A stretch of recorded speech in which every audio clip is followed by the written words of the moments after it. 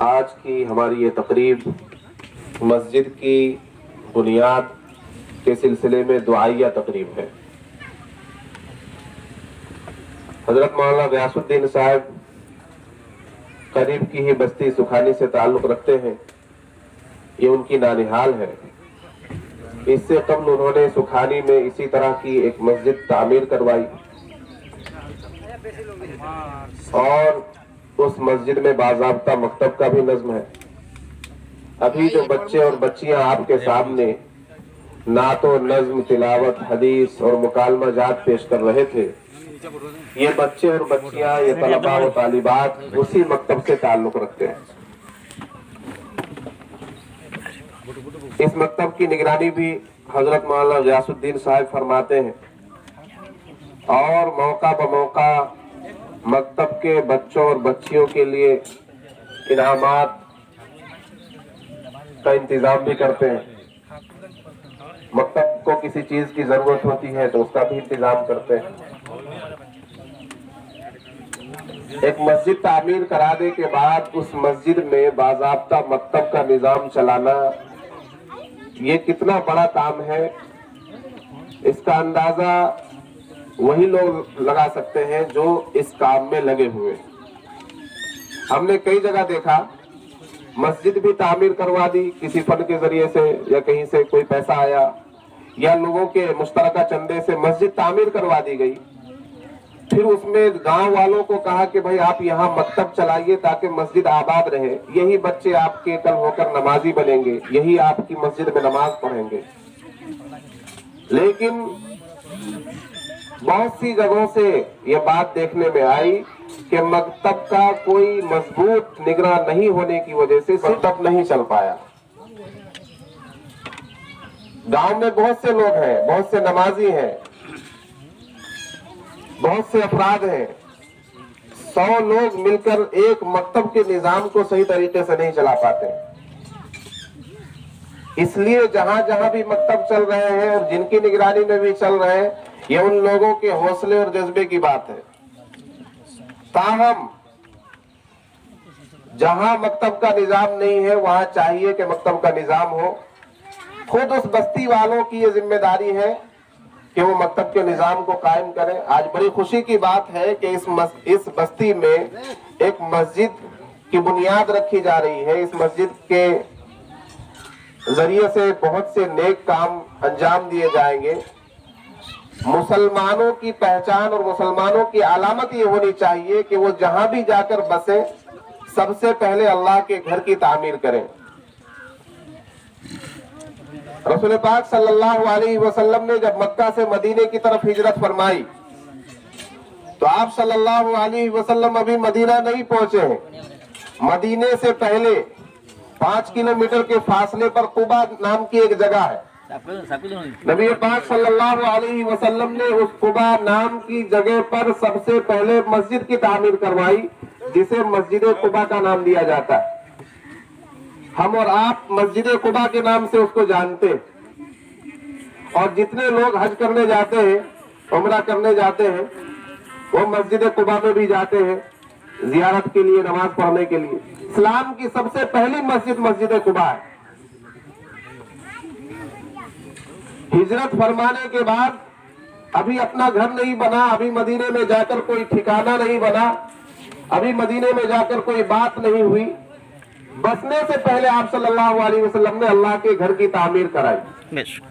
سب سے پہلی اینٹ نبی پاک صلی اللہ علیہ وسلم نے خود رکھی، اس کے بعد حضرت ابوبکر صدیق رضی اللہ عنہ نے اینٹ رکھی۔ تو مسجد قباء کی تعمیر سب سے پہلے ہوئی۔ آج وہ قومیں بہت قابل مبارکباد ہے جو کہیں جا کر بستے ہیں تو سب سے پہلے مسجد کی تعمیر کرواتے ہیں۔ میرے دوستو، مسجد اللہ کا گھر ہے، اور اللہ کے گھر کے انتظام و انصرام میں یہ باتیں قابل غور ہونی چاہیے کہ اس مسجد سے اس بستی کی جو دینی ضروریات ہیں وہ بھی، اور جو سماجی ضروریات ہیں ان کی بھی تکمیل ہو۔ ہم لوگ مسجد بنا کر چھوڑ دیتے ہیں اور صرف یہ سمجھتے ہیں کہ اس مسجد میں نماز پڑھنے والا کوئی آئے گا تو نماز پڑھ لے گا، کبھی اذان دے دی جائے گی، اور بس اسی کام کے لیے ہے مسجد. نہیں میرے دوستوں، آپ اپنی بستیوں کی، اپنے محلوں کی مسجدوں کو مسجد نبوی کا نمونہ بنائیے. مسجد نبوی جہاں سے رسول پاک صلی اللہ علیہ وسلم امت کی ہر طرح کی رہنمائی فرما رہے ہیں، رہبری فرما رہے ہیں، جہاں سے آپ صلی اللہ علیہ وسلم دین سمجھا رہے ہیں، اسلام سمجھا رہے ہیں، قرآن کا پیغام دے رہے ہیں. نبی پاک صلی اللہ علیہ وسلم کے پاس کوئی صحابی آتا ہے، حضور مجھے یہ تکلیف ہے، آپ اس کی تکلیف کا حل فرما رہے ہیں. کوئی صحابی آتا ہے، حضور ہمارے گھر میں کچھ کھانے کے لیے نہیں ہے، آپ اس کے لیے صحابہ کرام کو ترغیب دے رہے ہیں. کہیں سے اسلام پر حملہ ہو رہا ہے، نبی پاک صلی اللہ علیہ وسلم مسجد نبوی میں تشریف فرما ہے اور مسجد نبوی کے اندر سے جنگ کی تیاری ہو رہی ہے. سماج میں کسی طرح کا بگاڑ آیا ہوا ہے، کوئی بیماری ہے، مرض پھیلا ہوا ہے، نبی پاک صلی اللہ علیہ وسلم مسجد نبوی سے دعا فرما رہے ہیں اور اس کے حل کی تدبیر کر رہے ہیں. غزے کے کسی بستی میں مسجد کا ہونا یہ بہت بڑی نعمت ہے، اور اس مسجد سے پوری بستی کے جو مسائل ہیں، عوامی مسائل، جو دینی مسائل ہیں، ان تمام مسائل کا حل مسجد سے ہونا چاہیے. ہماری مسجد ایک معیاری مسجد ہونی چاہیے، جہاں سے ہمارے چھوٹے چھوٹے بچے دین کی تعلیم حاصل کریں، ادب سیکھیں، قرآن سیکھیں، اسلام سیکھیں، امن و انسانیت کا پیغام سیکھیں، اسلام کی تاریخ کو پڑھیں، رسول پاک صلی اللہ علیہ وسلم کی سیرت کو پڑھیں، اسلام کی تاریخ کو جانیں. تو یہ ہماری مسجدیں ہونی چاہیے اس طرح کی. آپ کی بستی میں جو مسجد تعمیر ہو رہی ہے، اس مسجد کا نام ہے مسجد عباس بی شیخ محبوب و شیخ محمود. میرے دوستو، میں یہ عرض کر رہا تھا کہ مسجد بنوانا اور مسجد بنانا، کہ ایک مسجد کو بنانے میں اور ایک مسجد کو تعمیر کر کے مکمل کرنے میں کتنے پاپڑ بیلنے پڑتے ہیں، یہ بھی سب کو معلوم ہونا چاہیے. جو لوگ مسجدیں بنواتے ہیں، مسجدوں کی تعمیر کرواتے ہیں، ان کے دل سے پوچھئے کہ کس کس طرح سے وہ محنت کرتے ہیں اور کہاں کہاں کی خاک چھانتے ہیں، تب جا کر ایک مسجد کی تعمیر ہوتی ہے. آج مولانا غیاث الدین صاحب نے ہمت کی ہے، حوصلہ کیا ہے، تب جا کر اس مسجد کی بنیاد رکھی گئی اور اس مسجد کا کام شروع ہوا. مسجد کو آباد کرنا یہ کمال کی بات ہے. یہ حضرت مولانا غیاث الدین صاحب بہت قابل مبارکباد ہے کہ انہوں نے اس کی پہل کی. اب بستی والوں کی ذمہ داری ہے کہ وہ حضرت مولانا غیاث الدین صاحب سے آ کر ملے، ان سے ملاقات کریں اور ان کو مبارکباد پیش کرتے ہوئے یہ کہیں کہ حضرت آپ ہمارے یہاں مسجد تعمیر کروا رہے ہیں، بہت اچھی بات ہے، ہمیں دلی خوشی ہے اس بات کی. اب اگر ہماری کوئی ضرورت ہو کسی طرح سے بھی تو ہم جان سے، دامے درمے سخانے، جس طرح سے بھی ہم سے ہو سکتی ہے، ہم آپ کی مدد کے لیے اور آپ کا ساتھ دینے کے لیے تیار ہیں. اب یہ آپ کی ذمہ داری ہے اس گاؤں والوں کی. حضرت مولانا غیاث الدین صاحب نے پہل کی ہے، اب ان کے قدم سے قدم ملا کر اس مسجد کو پایہ تکمیل تک پہنچانا یہ آپ حضرات کا کام ہے. اس لیے مولانا غیاث الدین صاحب کی حوصلہ افزائی کیجئے اور ان سے معلوم کیجئے کہ حضرت ہماری ضرورت ہو تو بتائیے، پانی لا کر دینا ہو تو ہم پانی لا کر دیں گے، اینٹ اٹھا کر ڈھو کر لانا ہو تو ہم وہ کام کریں گے. کوئی بھی چھوٹی سی خدمت آپ ہمارے حوالے کیجئے، ہم کرنے کے لیے تیار ہیں. انشاءاللہ مسجد کی تعمیر کروانے والوں میں جتنے لوگ حصہ لے رہے ہیں اور جو لوگ بھی ذریعہ بن رہے ہیں اس مسجد کو تعمیر کرانے کا، سب کو ثواب ملے گا انشاءاللہ. اور اللہ تبارک و تعالی سب کے لیے جنت میں گھر بنائیں گے. ایک واقعہ ہے کہ ایک شخص کو معلوم ہوا جب کہ اللہ تعالیٰ مسجد بنوانے کے بدلے میں جنت میں گھر بنا کر دیتا ہے. مسجد بنوانے کے بدلے میں، ابھی میں نے حدیث پڑھی خطبے میں آپ کے سامنے، من بنا للہ مسجدا بنا اللہ لہ بیتا فی الجنہ. اللہ تعالیٰ اس کے لیے جنت میں گھر بناتا ہے جو اللہ کے لیے دنیا میں مسجد بناتا ہے. تو ایک شخص کو معلوم ہوئی یہ حدیث، کہا اگر ایسی بات ہے تو ضرور میں مسجد بناؤں گا. پھر علماء کرام سے اس نے بیان بھی سنے تو علماء کرام کہہ رہے ہیں مسجد بنوانے میں جتنے لوگ حصہ لیں گے سب کے لیے اللہ تعالیٰ جنت میں گھر بنائے گا. اس نے کہا اگر سب کے لیے اللہ تعالیٰ گھر بنائے گا، کچھ لوگ مل کر اگر مسجد بنوائیں گے اور اللہ تعالیٰ سب کے لیے گھر بنائے گا تو ہو سکتا ہے کہ وہ گھر چھوٹے ہوں. تو اس نے ارادہ کیا کہ نہیں, کسی کا حصہ نہیں لینا ہے, ہم اکیلے ایک مسجد بنائیں گے, ہم اکیلے ہی ایک مسجد بنائیں گے, کسی کا کوئی حصہ نہیں لینا ہے, 1 روپیہ سے کسی کی مدد نہیں لینی ہے. اب اس کی خواہش تھی, ارادہ تھا, یہ بھی ایک اسلامی جذبہ ہے. تو اس نے کچھ لوگوں کو کہا کہ بھائی یہ ہم کو ایک زمین لے کر دو, اس زمین میں مسجد بنوانی ہے, جتنا خرچہ ہونا ہے سب ہم سے لو, 1 روپیہ کسی سے نہیں لینا ہے, کسی سے کوئی مدد کوئی تعاون, پانی بھی بھر کر لانا ہے تو اس کے لیے بھی اپنا ہی ٹیبل گاڑو. سمجھ میں آ رہی بات کہ دوسرے کے ٹیبل سے اگر پانی لیں گے تو کیا ہو جائے گا, اس کا بھی حصہ لگ جائے گا. تو اس لیے جتنی بھی چیزوں کی ضرورت پڑے سب اپنی ہونی چاہیے. انہوں نے کہا جی بالکل ہو جائے گا. مالدار آدمی تھا, پیسے اس کے پاس, پیسوں کی بہتات, مسجد بنوانی شروع ہو گئی. مسجد بن کر تیار ہو گئی, مسجد بن کر تیار ہو گئی. تو اب اللہ تبارک و تعالیٰ کی طرف سے تو مسجد بنانے پر انعام ہے.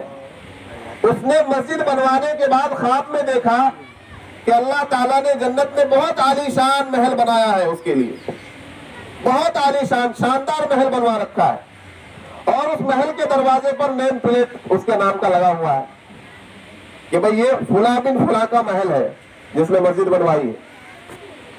لیکن وہ دیکھتا کیا ہے کہ اسی کے محل کے سائیڈ میں ایک اور محل بنا ہوا ہے, اور وہ بھی بہت شاندار محل ہے, عالی شان ہے. تو اسے اپنے محل کو دیکھ کر خوشی ہوئی بہت کہ بھئی ماشاءاللہ کیا شاندار محل ہے, ایسا محل تو دنیا میں کوئی بنا ہی نہیں سکتا, تاج محل بھی اس کا کوئی مقابلہ نہیں کر سکتا. لیکن ہمارے محل کے بغل میں یہ کس کا محل ہے, اس بات سے اس کو تردد ہوا, اور اسے یہ جاننے کی خواہش ہوئی کہ بھئی میرے محل کے بغل میں کون سا محل ہے, آخر اس کی نیکی کیا تھی, کس وجہ سے اس کو یہ محل دیا گیا ہے بنا کر. تو اب اس نے جو ہے اپنے تمام مزدوروں کو سب کو بلایا اور میٹنگ کی اور کہا کہ بھائی بتاؤ مجھے کہ اس مسجد کو بنانے میں تم نے کوئی بھی کسی سے کوئی حصہ لیا تھا, کوئی پیسہ کوئی روپیہ, کسی چیز کی ضرورت پڑ گئی ہو. کہا ایسی تو کوئی بات نہیں ہے. کہ نہیں, غور کرو, غور کرو, کچھ نہ کچھ مدد تو تم نے اس مسجد میں لی ہے کسی سے. تو جب سب نے اپنے دماغ پر زور ڈالا تو ایک مزدور نے کہا کہ حضور ایک بات تو ہے, ایک مرتبہ ہم کو پانی ڈالنے کے لیے بالٹی کی ضرورت تھی, اور بالٹی ہماری جو ہے وہ ادھر ادھر تھی, مل نہیں رہی تھی. تو ہم قریب کی ایک بڑھیا, قریب میں بڑھیا کا گھر ہے, اس بڑھیا سے بالٹی لے کر آئے تھے, اور اس کی بالٹی سے ہم نے پانی ڈالا تھا, پانی استعمال کیا تھا. مسجد کی تعمیر میں پڑوس کی ایک بڑھیا سے بالٹی مانگ کر ہم نے ایک چھوٹا سا کام لیا تھا. کہا ہاں ضرور وہ اس بڑھیا کا محل ہے. وہ سمجھ گئے, کیا اس بڑھیا کو بلا کر لاؤ. بڑھیا کو بلا کر لایا گیا. کہا چچی جان آپ کی وہ بالٹی کہاں ہے جو یہ لوگ مانگ کر لائے تھے. کہا کہ وہ تو گھر میں رکھی ہوئی ہے, کہ وہ بالٹی مجھے بیچ دو, وہ بالٹی مجھے بیچ دو, اس لیے کہ بالٹی ہماری ہو جائے گی تو پھر معاملہ ہی ہو جائے گا. بڑھیا نے کہا بھائی تم یہ بالٹی کیوں ہم سے مانگ رہے ہو. کہا کہ نہیں بس آپ کی بالٹی کی جو بھی قیمت ہوگی ہمیں وہ قیمت دینے کے لیے تیار ہو, وہ بالٹی مجھے بیچ دیجیے. کیا قیمت دو گے, کہ دے دیں گے, کتنا چاہیے آپ کو, 1000 روپے دے دیں گے. کہا نہیں بالٹی نہیں دوں گی. کہ 10,000 روپے لے لو, کہ نہیں. کہ 1,00,000 روپے لے لو, کہ نہیں. کہ چلو میری جو ہے آدھی دولت لے لو تم, لیکن وہ بالٹی دے دو. کہا نہیں, تم تو جس قیمت پر میری بالٹی خریدنا چاہ رہے ہو وہ تو کچھ بھی نہیں ہے. تم اگر اپنی ساری دولت بھی دے دو گے, آدھی دنیا کی سلطنت بھی دے دو گے, تو میں وہ بالٹی تم کو دینے والی نہیں ہوں. اس لیے کہ خواب صرف تم نہیں دیکھتے ہو, جو خواب تم نے دیکھا ہے رات میں وہ خواب میں نے بھی دیکھا ہے, اور میں نے بھی جنت میں اپنے محل کی زیارت کر لی ہے. سبحان اللہ. دیکھیے اللہ کا انعام, اللہ تعالیٰ تو نوازش کرنے کے لیے, انعام سے نوازنے کے لیے بہانے ڈھونڈتا ہے. اللہ کی رحمت بہانے تلاش کرتی ہے کہ میں کس بندے کو کس بہانے سے معاف کر دوں، کس بہانے سے نواز دوں۔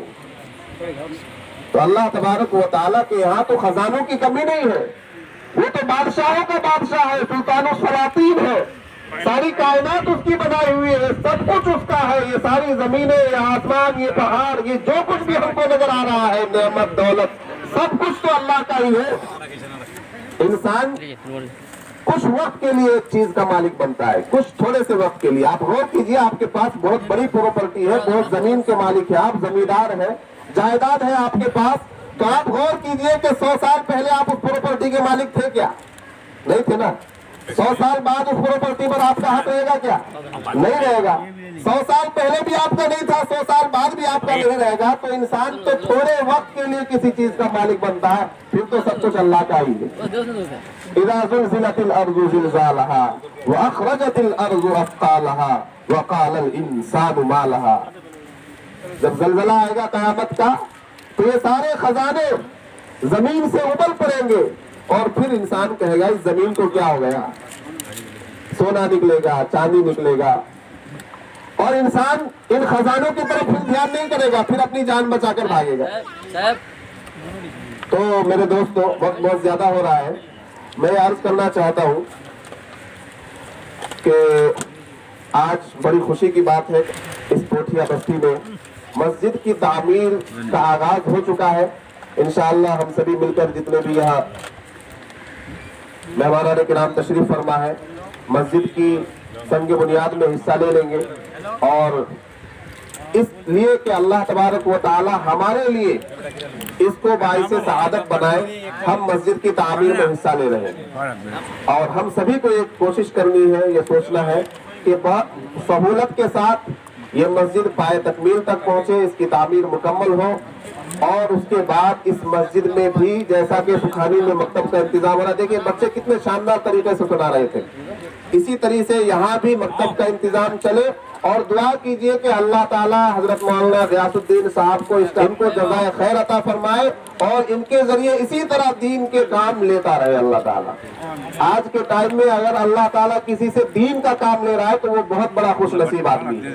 دین کا کام میں لگا رہنا یہ ہر کسی کے بس کی بات نہیں ہے، اس لیے کہ اس میں بہت سی الجھنیں ہیں، بہت سے تانے ہیں، بہت سی باتیں سننی پڑتی ہیں، کڑوی کسیلی باتیں برداشت کرنی پڑتی ہے، تب جا کر دین کا یا سماج کا کام ہوتا ہے۔ آپ سماجک کوئی کام شروع کیجئے، جو ہمارے نوجوان لڑکے ان کو اندازہ ہوگا، کوئی سماجک کام شروع کیجئے تو آپ کو کچھ باتیں سننے کو مل جاتی ہیں۔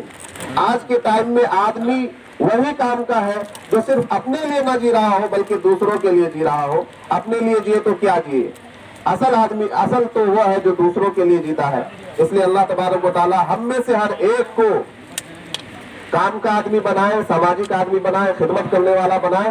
آج جو اس مسجد عباس بھی شیخ محبوب کا افتتاح ہو رہا ہے اور اس کی جو بنیاد رکھی جا رہی ہے، تعبیر ہو رہی ہے، اللہ تبارک و تعالیٰ اسے آسانی کے ساتھ پائے تکمیل تک پہنچائے، اس مسجد کے ذریعے اس بستی میں دین کو آباد فرمائے، اس مسجد میں زیادہ سے زیادہ نمازی بنائے، اور اس مسجد میں قرآن پڑھنے والے، قرآن کی تلاوت کرنے والے، اسلام کو زندہ کرنے والے، سماج کے لیے بہترین لوگ پیدا کریں۔